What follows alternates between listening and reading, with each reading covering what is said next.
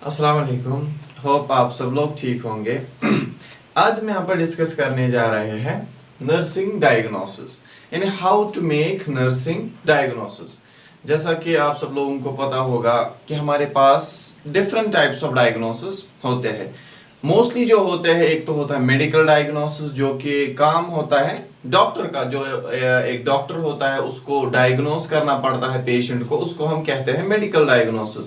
Well जो हमारी तरह नर्सिंग स्टूडेंट्स होते हैं या एक नर्स होती है, उसको क्या करना पड़ता है, उसको एक अपना डायग्नोसिस बनाना पड़ता है। जो भी पेशेंट में वो प्रॉब्लम देखती है, फिर उसके बाद उसको क्या करना पड़ता है, पेशेंट को एसेस करने के बाद डायग्नोसिस बनाना पड़ता है, जिसको हम कहते हैं नर्सिंग डायग्नोसिस। अब बहुत सारे स्टूडेंट मोस्टली फर्स्ट ईयर में जो पढ़ रहे होते हैं, उनको बहुत सी प्रॉब्लम्स फेस करनी पड़ती है, क्योंकि उनको पूरा पता नहीं होता है कि कैसे बनाना होता है नर्सिंग डायग्नोसिस। दैट्स वाई मैंने सोचा कि आज मैं इसी टॉपिक पे बात करता हूं कि नर्सिंग डायग्नोसिस कैसे बनाया जाता है, यानी how to make nursing diagnosis. आज हम यही देखते हैं कि कैसे बनाते हैं नर्सिंग डायग्नोसिस। सबसे पहले हम देखते हैं जो नर्सिंग प्रोसेस जो हमारा होता है, नर्सिंग प्रोसेस क्या होता है, इसको हम कह सकते हैं ये एक पाथ होता है या एक वे होती है जिसके थ्रू एक नर्स को जाना पड़ता है, या यानी इस वे के थ्रू नर्स को जाना पड़ता है ताकि वो पेशेंट को ट्रीट करे। क्योंकि इसी में बहुत सारे स्टेप्स आते हैं, जैसे असेसमेंट आता है, फिर डायग्नोसिस आता है, फिर प्लानिंग आती है, फिर उसके बाद इंटरवेंशन आता है, फिर लास्ट में इवैल्यूएशन आता है। तो जो नर्सिंग प्रोसेस होता है उसमें सबसे पहला स्टेप कौन सा होता है, असेसमेंट होता है। सबसे पहला जो स्टेप होता है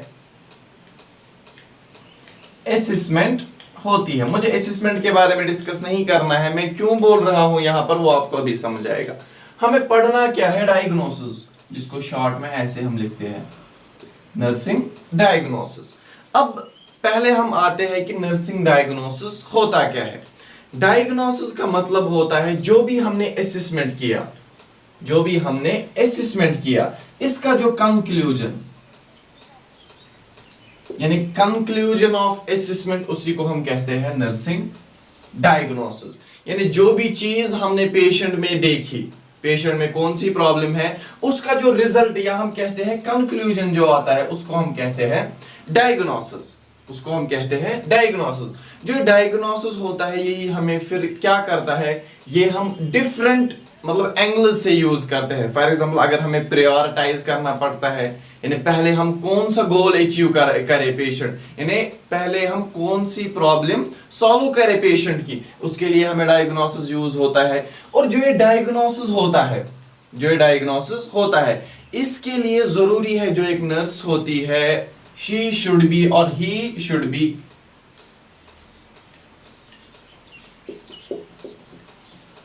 क्रिटिकल थिंकर, यानी इसमें हमारी क्रिटिकल थिंकिंग एंड जजमेंटल भी होनी चाहिए। एक तो क्रिटिकल थिंकिंग का होना बहुत ही ज्यादा जरूरी है ताकि हम फॉर्मुलेट कर सके एक डायग्नोसिस। इसके साथ साथ हमें जजमेंटल भी जरूरी होना चाहिए ताकि हम प्रॉपर डायग्नोसिस फ्रेम कर सके। और जब हम प्रॉपर डायग्नोसिस फ्रेम करते हैं उसके बाद हम हमारी प्लानिंग स्टार्ट करते हैं, और आफ्टर प्लानिंग हम इंटरवेंशन देते हैं और फिर हम इवैल्यूएट करते हैं। ये तो हमने देखा कि डायग्नोसिस पहले होता क्या है। अब ये डायग्नोसिस बनाते कैसे है, और वीडियो लास्ट तक जरूरी देखना, क्योंकि लास्ट में मैं कुछ ऐसे डायग्नोसिस आपको बोलूंगा जो कि हम एग्जाम पॉइंट ऑफ व्यू के हिसाब से मैं बोल रहा हूं, क्योंकि वो वाले डायग्नोसिस हम किसी भी डिजीज में फ्रेम कर सकते हैं। इसीलिए जब भी हम नर्सिंग केयर प्लान बनाते हैं हमें 3 या 5 डायग्नोसिस लिखने पड़ते हैं, तो उनमें से आप 2 या 3 डायग्नोसिस आराम से लिख सकते हैं, चाहे कोई भी डिजीज हो, वो हम लास्ट में देखेंगे। सबसे पहले हम आते हैं कि जो हमारा नर्सिंग डायग्नोसिस होता है ये हम बनाते कैसे हैं, ये हम फ्रेम कैसे करते हैं। सबसे पहला जो डायग्नोसिस का पार्ट होता है, जो डायग्नोसिस होता है इसको हम 3 हिस्सों में लिखते हैं। सबसे पहला जो होता है उसको हम कहते हैं ह्यूमन रेस्पॉन्स। रेस्पॉन्स। ये क्या होता है ये हम अभी देखेंगे। दूसरा जो होता है उसको हम कहते हैं रिलेटेड फैक्टर। पहला होता है ह्यूमन रेस्पॉन्स, दूसरा होता है रिलेटेड फैक्टर, तीसरा होता है डिफाइनिंग कैरेक्टरिस्टिक्स। Defining characteristic. अभी तीन चीजें क्या होती है ये हम देखते हैं जिससे हम एक डायग्नोसिस बनाते हैं। सबसे पहला जो होता है ह्यूमन रेस्पॉन्स, ये होता क्या है, यानी जो भी रेस्पॉन्स टुवर्ड्स द डिजीज एक पेशेंट दिखाता है उसको हम कहते हैं ह्यूमन रेस्पॉन्स, यानी response of a patient towards disease. For example किसी पेशेंट को इन्फेक्शन है, इन्फेक्शन क्या है, एक डिजीज है। अब इन्फेक्शन के अपोजिट में एक पेशेंट कौन सा रेस्पॉन्स दिखाता है, for example fever. Most commonly जब भी एक इंसान को क्या होता है, इन्फेक्शन होता है, उसमें फीवर आ जाता है। तो ये फीवर क्या होता है, ये एक ह्यूमन रेस्पॉन्स होता है। तो जब भी हम डायग्नोसिस फ्रेम करें सबसे पहले हमें क्या लिखना होता है, ह्यूमन रेस्पॉन्स लिखना होता है। यानी मैं क्या लिखूंगा, फीवर। बट यहां पर आप याद रखिए एक और पॉइंट, जो हमारा नर्सिंग डायग्नोसिस होता है उसमें हम मेडिकल टर्मिनोलॉजी यूज नहीं करते हैं। मेडिकल टर्मिनोलॉजी कौन यूज कर सकता है, जो डॉक्टर होते हैं, जो मेडिकल डायग्नोसिस लिखते हैं वो मेडिकल टर्मिनोलॉजी यूज करते हैं। बट जो हमारा डायग्नोसिस होता है, जो हमारा डायग्नोसिस यानी नर्सिंग डायग्नोसिस होता है, उसको हम मेडिकल डायग्नोसिस के साथ मिक्स नहीं कर सकते हैं, बिकॉज ये दो डायग्नोसिस डिफरेंट होते हैं। यानी मेडिकल डायग्नोसिस अलग होता है और नर्सिंग डायग्नोसिस अलग होता है। इनमें डिफरेंस क्या होती है वो हम इंशाल्लाह आगे देखेंगे। मैंने क्या कहा, ह्यूमन रेस्पॉन्स, यानी अभी क्या है, ह्यूमन रेस्पॉन्स क्या है, फीवर। इसको हम लिख सकते हैं एलिवेटेड बॉडी टेम्परेचर। यानी क्या है, एलिवेटेड बॉडी टेम्परेचर। ये तो हुआ ह्यूमन रेस्पॉन्स।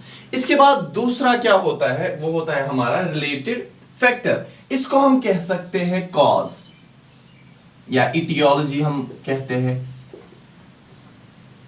यानी एक डिजीज, या हम कह सकते हैं जो ह्यूमन रेस्पॉन्स एक पेशेंट दिखा रहा है, यानी जो पेशेंट ह्यूमन रेस्पॉन्स दिखा रहा है उसका कॉज क्या है।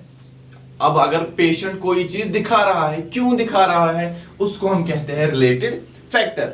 मैंने कहा फीवर या हम एलिवेटेड बॉडी टेम्परेचर। अब क्यों पेशेंट दिखा रहा है, बिकॉज ऑफ इन्फेक्शन। इसलिए हम यहां पर कहते हैं elevated body temperature related to. और ये भी यहां पर याद रखिए, हम हमेशा यहां पर रिलेटेड टू ही लिखते हैं, हम कोई और टर्म यूज नहीं करते हैं, क्योंकि अकॉर्डिंग टू नंदा हमें यही लिखना पड़ता है। इसलिए क्या लिखते हैं हम, elevated body temperature related to. अब रिलेटेड टू कॉज क्या है इसका, इन्फेक्शन। कॉज है हमारा इन्फेक्शन, जो कि क्या था, रिलेटेड फैक्टर। अब तीसरा पार्ट क्या होता है हमारे डायग्नोसिस का, डिफाइनिंग कैरेक्टरिस्टिक। डिफाइनिंग कैरेक्टरिस्टिक मतलब रीजन। यानी अगर हमने कहा कि बॉडी टेम्परेचर एलिवेट हुआ है, इन्फेक्शन है, तो हमारे पास कौन सा रीजन है, रीजन कौन सा है, वो हम लिखते हैं एज मैनिफेस्टेड बाय या एविडेंस्ड बाय। हम लिखेंगे एविडेंस्ड बाय। अब कैसे हमें पता चला, evidenced by the thermometer reading.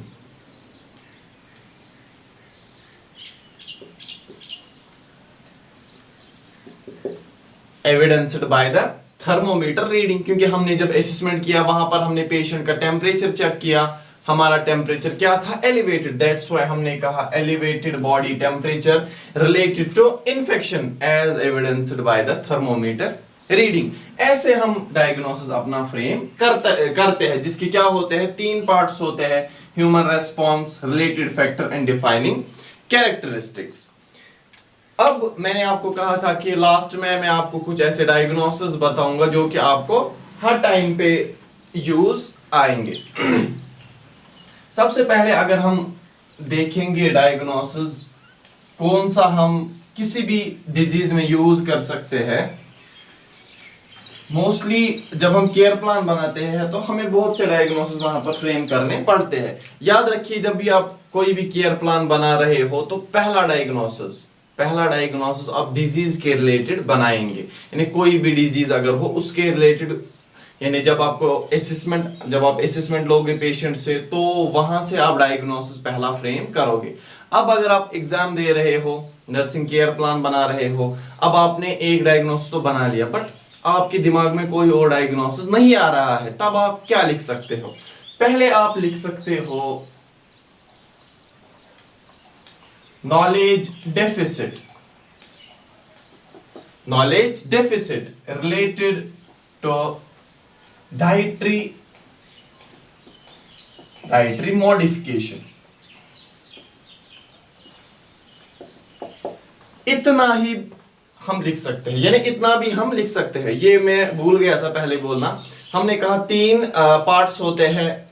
क्या क्या होता है? पेशेंट का रेस्पॉन्स होता है और रिलेटेड फैक्टर। हम इतना भी लिख सकते, क्योंकि आजकल इतना ही लिखा जाता है। जो हम डिफाइनिंग कैरेक्टरिस्टिक, अगर हम वो ना भी लिखे तो वो लिखने की जरूरत नहीं होती है, लेकिन अगर हम वो भी लिखेंगे तो वो अच्छा रहेगा। बट आप इतना भी लिख सकते हो। तो पहला डायग्नोसिस ये हर किसी डिजीज में, क्योंकि डाइटरी मॉडिफिकेशन हमको हर किसी डिजीज में करना पड़ता है। अब पेशेंट को पता नहीं होता है मुझे कौन सी चीज खानी है और कौन सी चीज नहीं खानी है, तो आप ये डायग्नोसिस वहां पर लिख सकते हो कि पेशेंट को पता ही नहीं है कि मुझे कौन सी डाइटरी मॉडिफिकेशन करनी है। दैट्स व्हाई हम लिखते हैं knowledge deficit related to dietary modification, number 1। दूसरा diagnosis same, knowledge deficit related to disease condition.